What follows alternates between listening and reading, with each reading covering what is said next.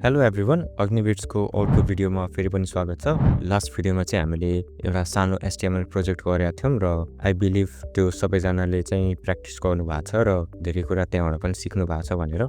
So अब आजको भिडियोमा चाहिँ हामीले एचटीएमएलमा एउटा फर्म कसरी बनाउने त्यो कुरा हेर्न गइरहेछौँ। सो यसको लागि चाहिँ मैले नयाँ फाइल बनाएँ है, forms.html भनेर मैले फाइल बनाएँ। एन्ड यो मेरो बेसिक बोइलर प्लेट भइहाल्यो। डकुमेन्टको ठाउँमा चाहिँ म फर्म राखिदिन्छु, फर्म्स इन एचटीएमएल। ओके, अब यसको लागि चाहिँ होइन, सबभन्दा पहिला यो चाहिँ हाम्रो कन्ट्याक्ट फर्म हुन जान्छ होइन। सो सुरुमा चाहिँ हामी कन्ट्याक्ट भनेर हाम्रो हेडिङ दिन्छौँ। हेडिङ हाम्रो h2बाट दिने कन्ट्याक्ट अस भनेर। ओके, अब तल आउँदाखेरि चाहिँ अब होइन, हाम्रो कन्ट्याक्ट फर्ममा चाहिँ बेसिकली के डिटेल राख्ने भनेर त्यो कुरा गर्नुपर्छ। र एचटीएमएलमा चाहिँ एउटा हाम्रो फर्म्स भनेर पनि हुन्छ, फर्म ट्याग होइन। यो फर्म ट्याग भइहाल्यो र यसको भित्र चाहिँ हामीले अब फर्मभित्र के डिटेलहरू राख्ने, के इनपुट होला, केही होइन अप्सन्सहरू चुज गर्ने होला, या टेक्स्ट एरियाहरू हामीले राख्नुपर्ने हुन्छ। त्यो सबै चाहिँ हामी यो फर्म्सभित्र नै राख्छौँ है त। सो सबभन्दा सुरुमा चाहिँ मैले लेबलबाट स्टार्ट गरेँ। ओके, लेबल्समा चाहिँ हामीले अब जुन सुरुको नाम देखाउनु पर्ने हुन्छ, लाइक यसमा के इनपुट दिने भनेर, त्यो टाइटल चाहिँ हामी यहाँ लेख्छौँ। जसरी पहिला चाहिँ मैले फुल नेम सोध्छु, फुल नेम। अनि अब यो हाम्रो लेबल, यसले जस्ट हाम्रो फुल नेम भनेर मात्र देखाउँछ। अब इनपुट लिनलाई चाहिँ हामीसँग इनपुट ट्याग भनेर छ, इनपुट। ओके, अनि हामीसँग इनपुट ट्याग छ र यो इनपुट ट्यागमा होइन, अब हाम्रो इनपुट कस्तो टाइपको छ होइन, टेक्स्ट हो कि इमेज हो, त्यो कुराहरू चाहिँ हामीले यहाँ टाइपबाट चाहिँ डिक्लेयर गर्न सक्छौँ। जसरी चाहिँ अब फुल नेम भनेको मेरो टेक्स्ट फर्ममै हुन्छ, सो टाइप टेक्स्ट लेखेँ। र यसमा अझ हामीले होइन आइडिजहरू पनि इन्क्लुड गर्न सकिन्छ। र सपोज आइडीमा चाहिँ मैले नेम भनेर लेखेँ र पछि यसलाई चाहिँ माथि जुन फरमा ग्याप छ नि, खाली ठाउँ छ, यो ग्यापमा चाहिँ मैले नेम दिन सक्छु कि। अब यसमा के हुन्छ भन्दाखेरि, अब जसरी मेरो इनपुटमा मैले जुन आइडी दिएछु होइन, त्यो आइडी चाहिँ यता फरमा चाहिँ हामीले लेख्नु पर्ने हुन्छ। यसले चाहिँ के भन्छ भन्दाखेरि, हाम्रो जुन लेबल छ होइन फुल नेम भएको, यो चाहिँ हाम्रो लेबल तल दिएको एउटा स्पेसिफिक इनपुटको लागि हो भनेर यहाँ यसले डिफाइन गर्छ होइन। सो हाम्रो इनपुटको जे आइडी छ त्यो हामीले माथि लेबलको फरमा हाल्यौँ भने यो लेबल चाहिँ यो तलको इनपुटको लागि हो भनेर त्यो बुझिन्छ। त्यसै गरी होइन, हामीले इनपुटभित्र प्लेस होल्डर पनि हाल्न मिल्छ।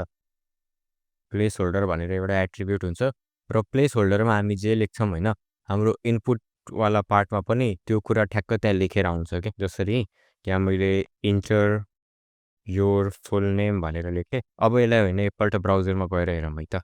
ओके, सो यहाँ तपाईँले हेर्न सक्नुहुन्छ, हामीले h2 युज गरेर कन्ट्याक्ट अस भनेर हेडिङ दिएका थियौँ। त्यसै गरी हाम्रो लेबल चाहिँ यहाँ फुल नेम भइसक्यो र इनपुट भनेको चाहिँ अब यहाँ ठ्याक्क देख्न सक्नुहुन्छ। र हामीले इनपुटभित्र जुन प्लेस होल्डर हालेका थियौँ होइन, प्लेस होल्डरभित्र इन्टर योर फुल नेम भनेर थियो, त्यो ठ्याक्क यहाँ देखाइरहेछ होइन, यो पछाडि छ। अब यहाँ सपोज मैले केही हालेँ भने अब पछाडिको चाहिँ त्यो हटेर जान्छ कि। सो यो चाहिँ त्यसरी भयो। र त्यसै गरी अब होइन अझ डिटेल्सहरू पनि फिल आउट गर्दै जाऊँ है त। ओके, सो अब यसपछि के गरौँ भन्दाखेरि एउटा ब्रेक लगाऊँ। र अब होइन फुल नेम त आयो, अब नेम पछि मलाई इमेल लिनु छ भने म फेरि त्यही गर्छु कि। मैले हालेँ लेबल, लेबलमा अब फर सपोज लेबलभित्र चाहिँ मैले अब यहाँ इमेल लेखेँ। त्यसै गरी मैले अब इनपुट सेक्सन दिनुपर्छ कि। इनपुटमा टाइपमा अब चाहिँ मेरो टेक्स्ट हुँदैन, इनपुटमा चाहिँ मेरो इमेल भयो। र त्यसै गरी अब यसमा पनि प्लेस होल्डर हाल्नु मिल्छ, इन्टर योर इमेल एड्रेस भनेर, ठिक छ। एन्ड अब होइन यसमा आइडी पनि हाल्नु पर्यो। आइडी इज इक्वल टु मैले इमेल नै राखेँ र यो आइडीले चाहिँ मैले यहाँ माथि दिन्छु है। Okay, email. अब यो जुन लेबल छ यो तलको स्पेसिफिक इनपुटको लागि हो भनेर त्यो चाहिँ बुझ्न सकिन्छ है। फेरि यसलाई एकचोटि ब्राउजरमा हेरौँ। यहाँ हामीसँग फुल नेम छ, फुल नेमको भित्र इन्टर योर फुल नेम र यहाँ इमेल, र त्यसै गरी इनपुटमा चाहिँ इन्टर योर फुल नेम भनेर पनि आएको छ होइन। सो यो चाहिँ भयो होइन, के कुराहरू चाहिँ इनपुटमा लिन सकिन्छ त्यो हेरौँ है। त्यसै गरी होइन यसमा अब हामीले एउटा सब्जेक्ट भनेर पनि हाल्न मिल्छ। सो यसलाई चाहिँ मैले के गरेँ, सेलेक्ट गर्छु and alt shift down arrow key, यसले चाहिँ डुप्लिकेट गरिदिन्छ। र यसमा चाहिँ मैले ब्रेक लगाइदिन्छु एउटा लाइन ब्रेकको लागि। एन्ड अब यसमा चाहिँ मैले के गरेँ भन्दाखेरि, यसलाई चाहिँ मैले सब्जेक्ट गरिदिएँ, आइडी पनि सब्जेक्ट टाइप भनेको हाम्रो टेक्स्ट नै हुन्छ। ओके, अब प्लेस होल्डरमा के राख्ने भन्दाखेरि यसमा पनि होइन enter your subject or subject topic भनेर त्यो पनि राख्न मिल्यो। त्यति गर्न सकिन्छ र फेरि एकचोटि ब्रेक दिएर अब चाहिँ हाम्रो मेसेज चाहिँ के लेख्ने भनेर त्यो दिनुपर्ने हुन्छ। सो अब चाहिँ हामीले मेसेज लेख्नलाई हाम्रो टेक्स्ट एरिया चाहिँ दिनुपर्छ। सो त्यसको लागि छुट्टै ट्याग हुन्छ टेक्स्ट एरिया भनेर। ओके, अब टेक्स्ट एरियाभित्र चाहिँ सेम आइडीमा चाहिँ मैले के गर्छु भन्दाखेरि मेसेज भइहाल्यो। टेक्स्ट एरिया नेममा चाहिँ मैले मेसेज गरिदिएँ र यसमा पनि होइन प्लेस होल्डर पनि राख्न मिल्छ। प्लेस होल्डर यसमा पनि मैले हालिदिन्छु। एन्टर योर मेसेज भनेर हालिदिएँ। अगेन यसमा लेबल पनि राख्नु छ भने हामी त्यो पनि गर्न सक्छौँ। मैले सिम्पली यसलाई कपी गरेर यहाँनिर पेस्ट गरिदिन्छु। सब्जेक्टको ठाउँमा मेसेज भइहाल्छ एन्ड अगेन हाम्रो फरको ठाउँमा पनि हाम्रो टेक्स्ट एरियाको जे आइडी छ त्यो हाल्नुपर्ने हुन्छ। सो यहाँ पनि मैले मेसेज गरिदिन्छु। यो भयो होइन, यसलाई ब्राउजरमा गएर हेरौँ। फुल नेम भयो, इमेल भयो, सब्जेक्ट एन्ड मेसेज पनि भयो। मेसेजलाई चाहिँ अझ अलि राम्रो देखाउनलाई वाट वी क्यान डु, यहाँनिर चाहिँ म एउटा ब्रेक लगाइदिन्छु आफ्टर लेबल। एन्ड टेक्स्ट एरियाको चाहिँ मैले हाइट पनि बढाउन मिल्छ। एन्ड त्यो कसरी गर्ने भन्दाखेरि सिम्पली र भन्ने एट्रिब्युट हुन्छ त्यो हालेर अब मलाई कतिवटा र हाल्नु छ त्यसको लागि चाहिँ मैले नम्बरहरू चाहिँ चुज गर्न सक्छु। सपोज मैले 5 वटा रो गरेँ भने यसको हाइट चाहिँ त्यसरी नै बढेर जान्छ होइन। 2 3 4 अनि 5 ठ्याक्क 5 वटा रो कभर गर्ने गरी यसको हाइट चाहिँ त्यसरी एडजस्ट हुन्छ कि। सो यो त्यो भयो होइन। र अब चाहिँ हाम्रो लास्टमा अब फर्ममा हामीले डाटाहरू फिल गरिसकेपछि हामीले त्यसलाई सबमिट गर्नु पर्यो। सो त्यसको लागि चाहिँ हामीले एउटा सबमिट बटन बनाउनु पर्ने हुन्छ। यो पनि हामीले इनपुट थ्रु नै गर्न सक्छौँ। जसरी कि इनपुट भयो, इनपुटको टाइपमा चाहिँ हामी सबमिट गरिदिन्छौँ एन्ड अझ भ्याल्यु चाहिँ हाम्रो एड गरेर सेन्ड मेसेज, अब भ्याल्युमा चाहिँ हामीले सेन्ड मेसेज गरिदिन्छौँ एन्ड अब ब्राउजरमा हेरौँ है।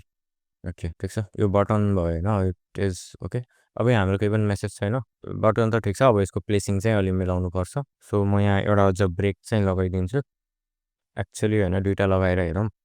ओके, बिचमा अलि ग्याप छ। अब चाहिँ यसमा ठ्याक्क मैले डिटेल्सहरू फिल गरेर यहाँ सेन्ड मेसेज भनेर मेरो बटन छ, बटनमा क्लिक गरेँ भने यो मेरो इनपुट सबमिट हुन्छ कि।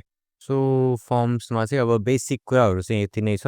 अब अझ कुराहरू पनि लाइक अझ डिटेल्सहरू के एड गर्नु छ भने त्यो पनि गर्न मिल्यो। जसरी अब यो कन्ट्याक्ट फर्म थियो भने जस्ट बेसिक डिटेल्सहरू भयो। यसमा अब फोन नम्बरहरू पनि एड गर्न मिल्छ अथवा अझ अरू पनि सोसल प्लेटफर्म्सहरू छ भने त्यसलाई पनि एड गर्न मिल्यो। र त्यसै गरी होइन, अब तपाईँले सपोज कुनै एकाउन्ट छ त्यसको लागि केही फर्महरू बनाउनु छ भने त्यसमा सोधिएका डिटेल्सहरू छुट्टै हुन्छ। सो त्यो डिटेलको एकर्डिङहरू यो फर्मलाई फेरि अझ मोडिफाई पनि गर्न मिल्छ होइन। सो त्यो अब फर्मको टाइप के कस्तो छ होइन, कता युज गर्नु छ, के कुराको लागि युज गर्नु छ, त्यो एकर्डिङली त्यसको डिटेल्सहरू, त्यसको क्वेसनिङहरू, फर्मेटहरू त्यो छुट्टै छुट्टै हुनसक्छ कि। फर्मको बेसिक कुराहरू चाहिँ यति नै हो। र यो सँगसँगै होइन, हाम्रो HTML सिरिज पनि अलमोस्ट सिद्धि नै सकिया छ। लाइक बेसिक जान्नुपर्ने कुराहरू यति नै थियो। अब एडिसनली चाहिँ प्रोजेक्ट बनाउँदाखेरि हामी अझ अगाडि बढ्दै जान्छौँ। र आजको लागि यति नै। Keep learning, keep coding and do subscribe to AgniBits YouTube channel.